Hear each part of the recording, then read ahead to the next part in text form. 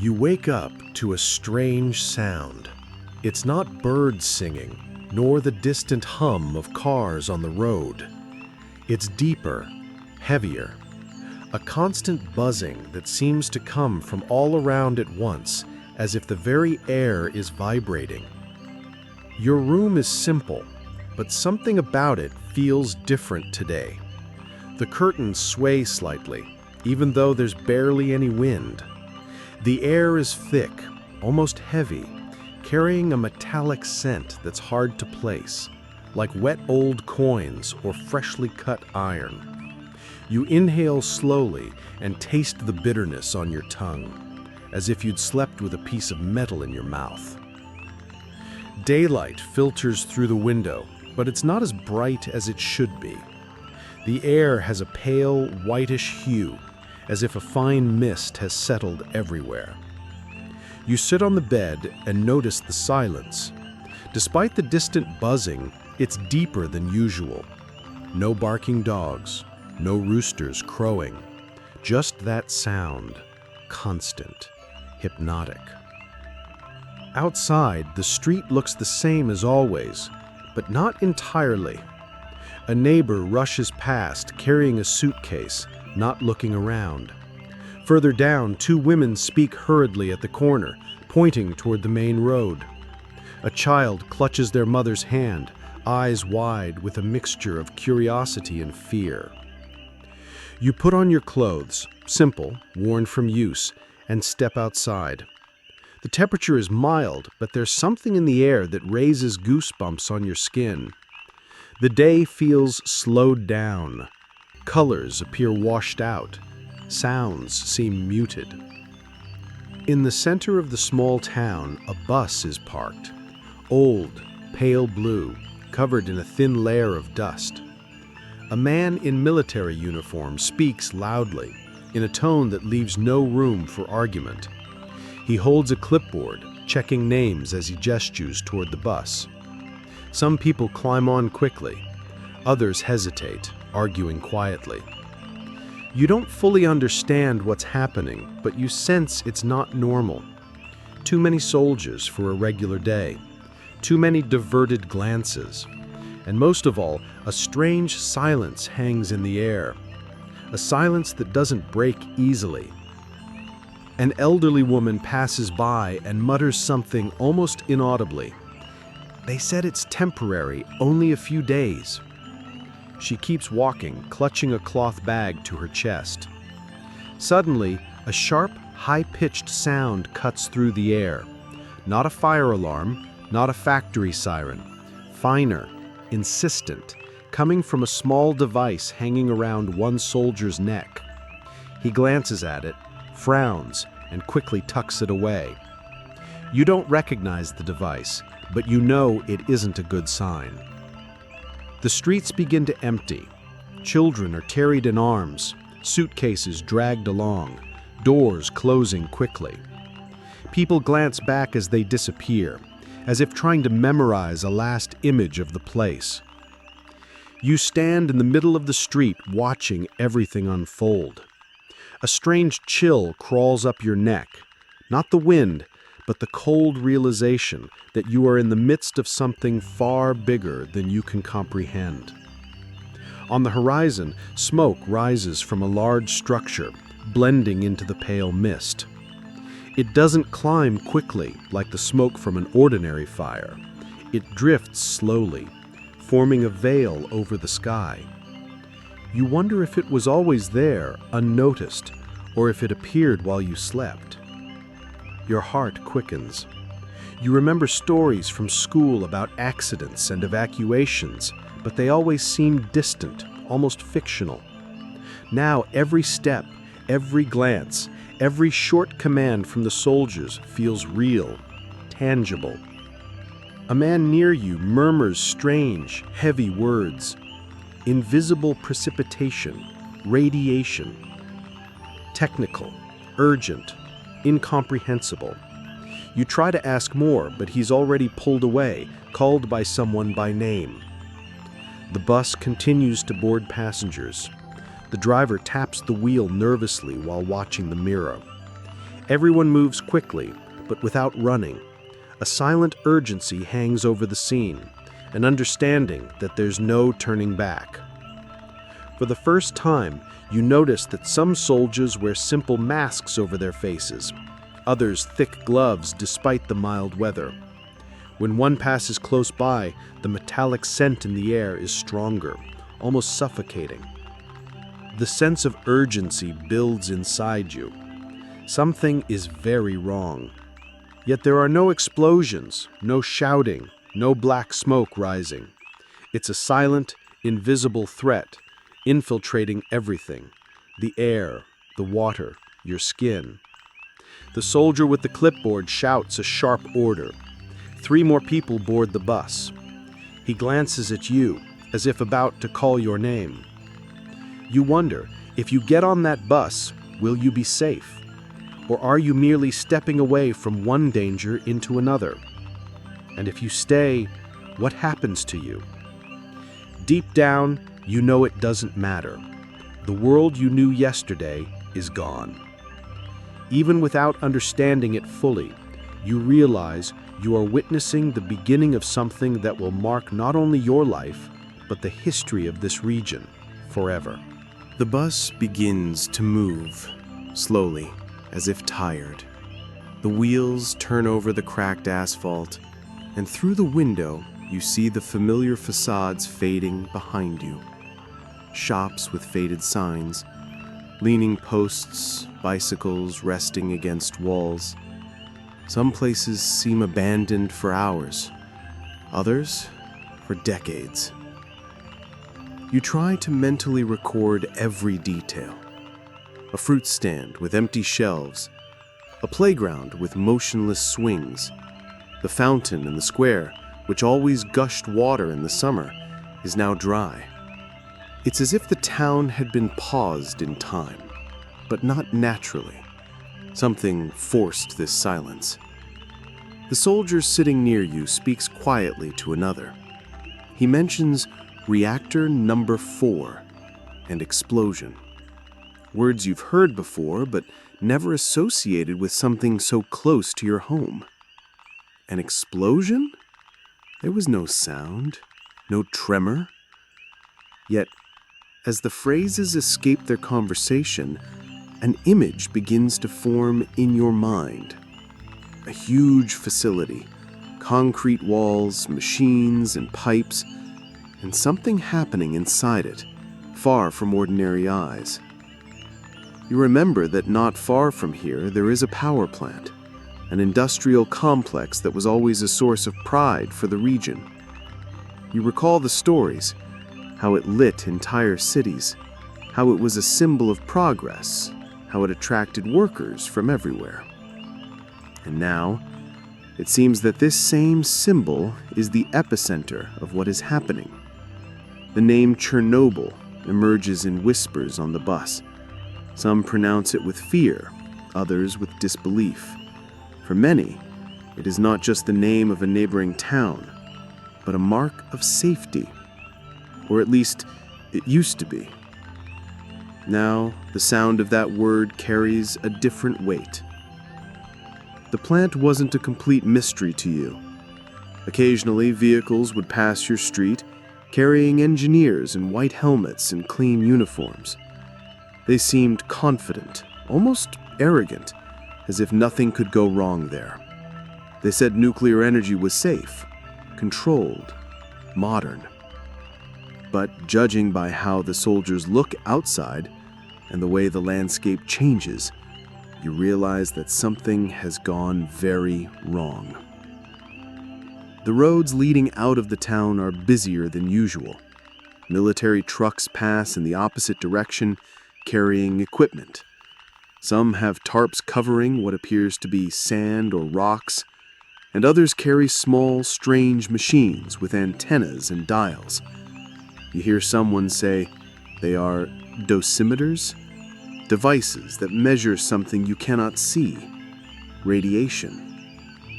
And then comes the most unsettling part. This radiation, it has no smell, no color, makes no sound.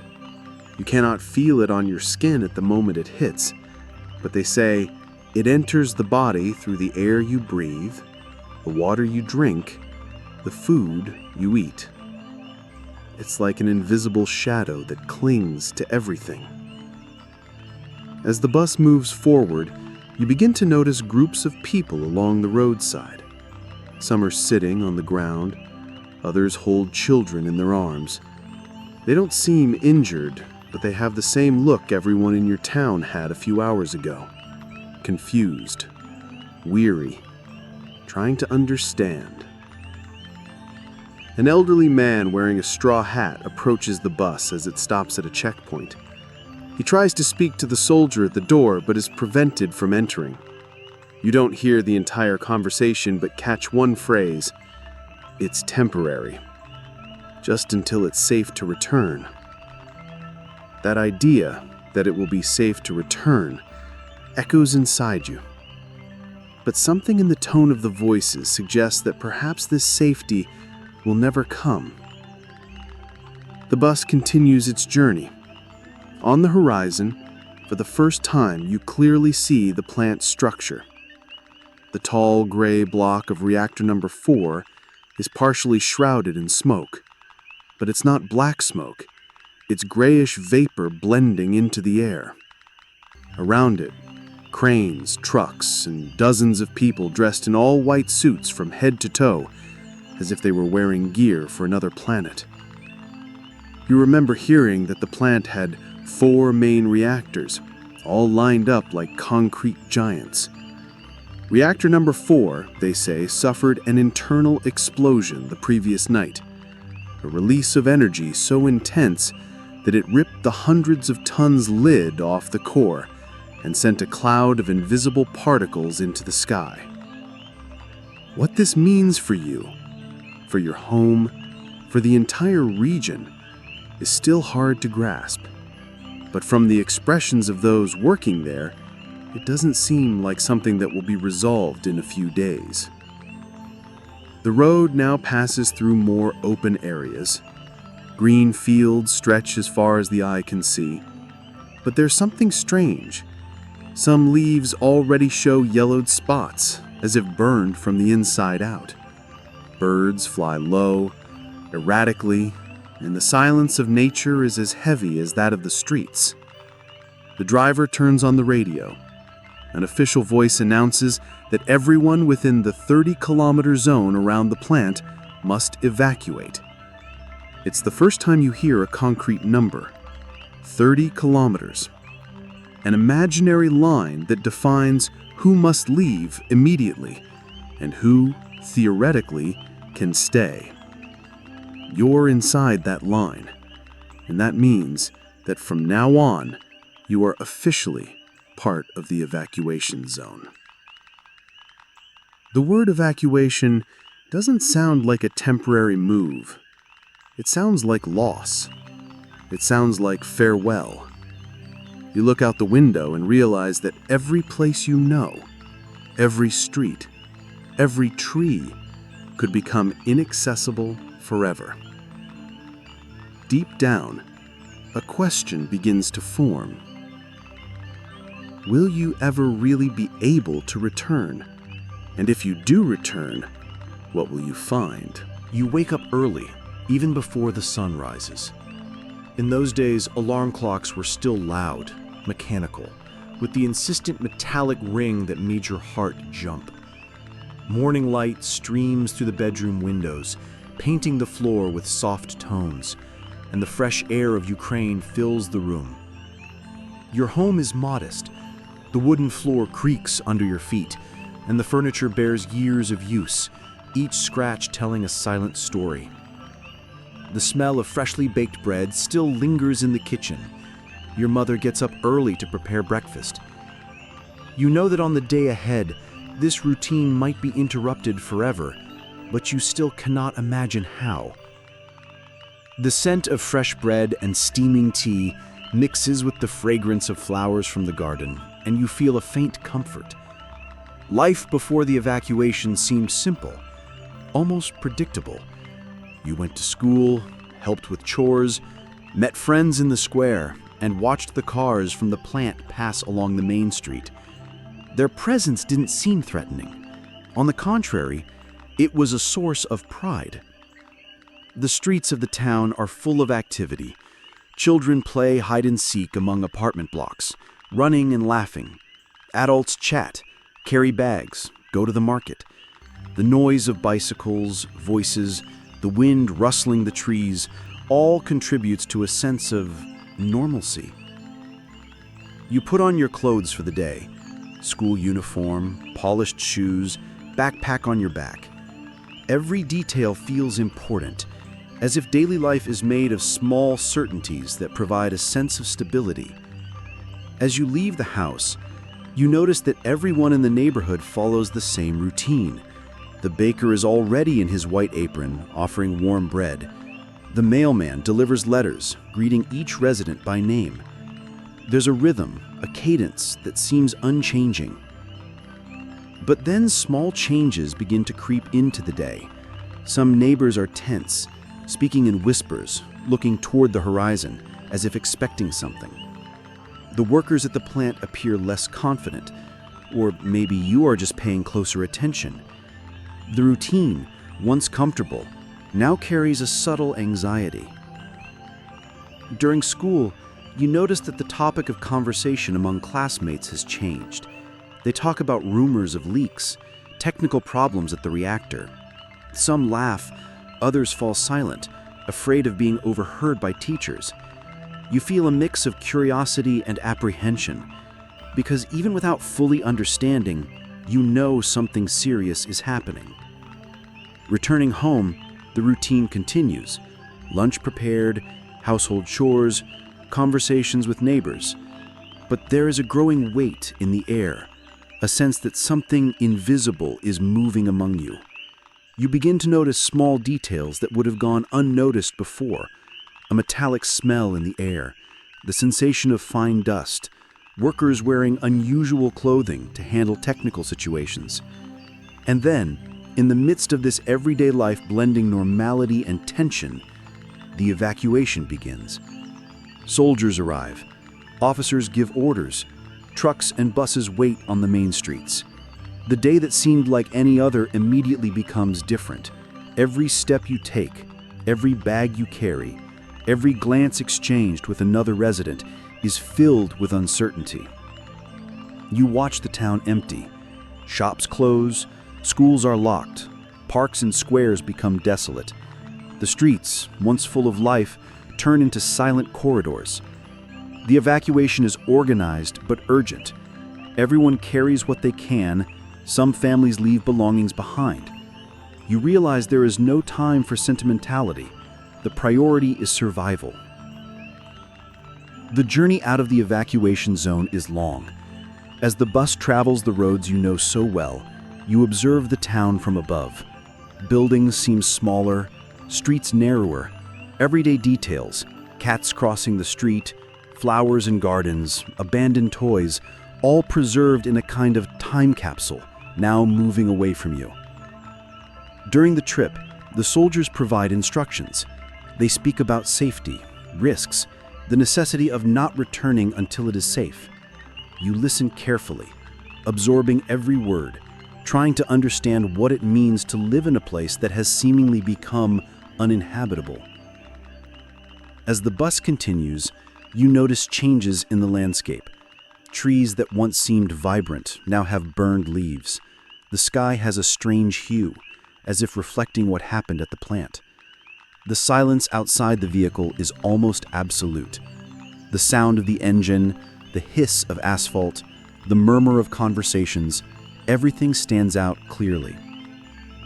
You try to focus on what you are leaving behind, but it's impossible not to feel a tightness in your chest. Every house, every street, every face you see through the window is part of your memory. The evacuation is not just physical, it is emotional.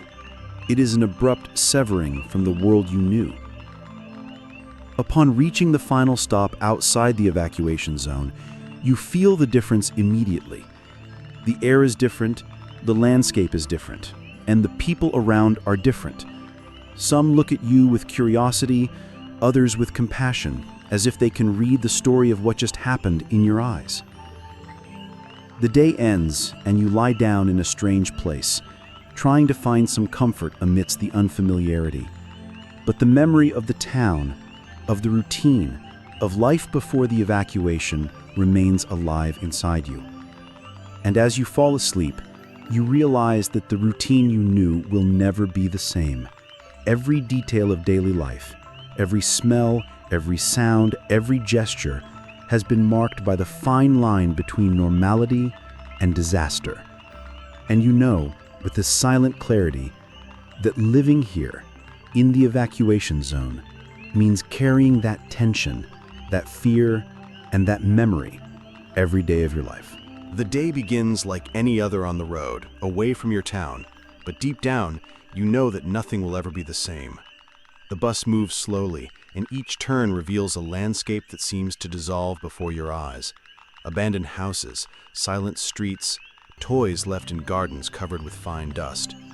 You realize there is no turning back. What you leave behind is not just concrete and brick, it is your entire life, encapsulated in memories that cannot be carried with you. As you watch everything through the window, the subtle buzzing in the air grows, almost imperceptible at first, but constant and penetrating. It is the invisible presence of danger, something you cannot see, touch, or hear, but can feel. The bus stops for the soldiers to check passengers, inspect dosimeters, and give additional instructions. The tension is palpable. Every movement is vitally important. Every decision could be decisive. Suddenly, a truck carrying protective workers passes by, loaded with large cylinders and strange devices. They wear full white suits, including masks covering their entire faces. One of the workers raises a hand to indicate a safe distance. You notice that even inside the bus, far from the plant, extreme precautions are in place. Radiation does not respect visible boundaries. It infiltrates everything. The bus driver shifts gears carefully. The road ahead is covered with yellow leaves, some burned, others with dark spots you do not recognize. The silence around is absolute, broken only by the distant buzzing and the hum of the engine. Every tree, every house, every post seems to carry a silent weight of abandonment and danger. Meanwhile, you begin to perceive the invisible impact of radiation on the environment. Animals have disappeared, birds have flown away, and nature seems strangely still. The colors of the world seem faded, as if a gray light has spread across the sky and land. What was once vibrant life now appears suspended in a state of silent alert. Inside the bus, passengers are quiet. Some cry quietly. Others stare out the window, absorbing every detail, every trace of the city they once knew. The sense of loss is overwhelming. Every glance carries personal memories. A house where they grew up, a park where they played, a school full of laughter and shared stories. Everything now becomes memory. And then, for the first time, you feel the real weight of change. It is not just the evacuation, it is the complete transformation of your reality. You realize that the world you knew, with its routines, laughter, sounds, and scents, has vanished within hours. What remains is a heavy silence, an altered landscape, and the certainty that nothing will ever be the same. As the bus continues, you notice marks on the ground and walls, children's drawings, scribbled names, birthdays. Each is a silent reminder of interrupted life. The city you leave behind is not merely deserted, it is frozen in a single moment in time, preserving a story that until now, no one could have truly lived. The driver takes another turn, and for the first time, you see the magnitude of the disaster. In the distance, reactor number 4 appears, partially covered by grayish smoke.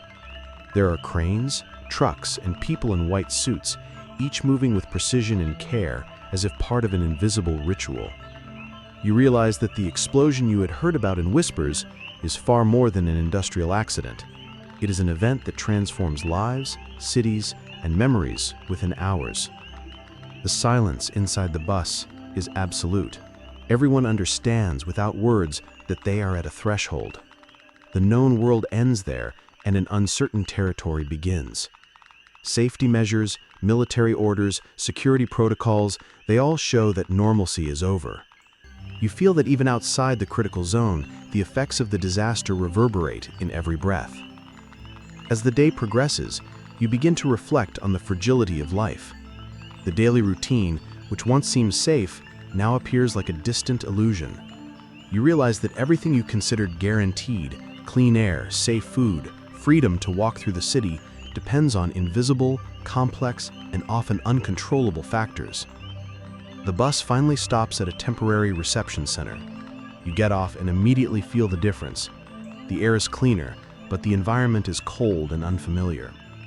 Concrete walls, organized lines, officials directing every movement, all indicate that life is now monitored, regulated, limited.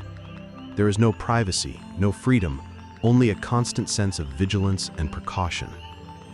You observe the other families. Fear is in everyone's eyes, but also a strange, silent solidarity.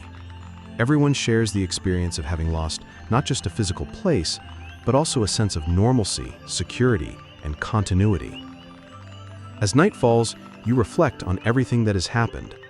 The evacuation, the disaster, the transformation of the city, the invisible impact of radiation. You understand that although you escaped the immediate danger, the life you knew no longer exists. Every memory, every gesture of daily life has been interrupted, preserved only in the minds of those who survived. Yet, amid fear and uncertainty, you perceive something profound: the human capacity to adapt, to continue, to survive. The evacuation was harsh, but you are alive. The city is lost, but the memories remain. Life is resilient, even when everything around collapses. As you lie down to rest, you think about the silent lessons the disaster has brought. The fragility of everyday life, the invisibility of danger, the strength of memory, the importance of every decision, every precaution, every care. You understand that living in that evacuation zone means carrying not only fear, but also awareness. And then a question lingers in your mind. Had you been born there, you might never have known another life. But perhaps the extreme experience you lived, the evacuation, contact with the disaster, the perception of fragility, teaches something that no ordinary routine ever could. You fall asleep, surrounded by people who share the same fear and the same hope, knowing that the world has changed forever. Yet within you remains the memory of the city you called home, the routine you knew, and the certainty that, even lost, memory holds power. And in the silence of the night, you wonder if, one day it becomes possible to return, will you recognize the place you once called home, or is the city you left behind just a reflection of who you were before everything changed?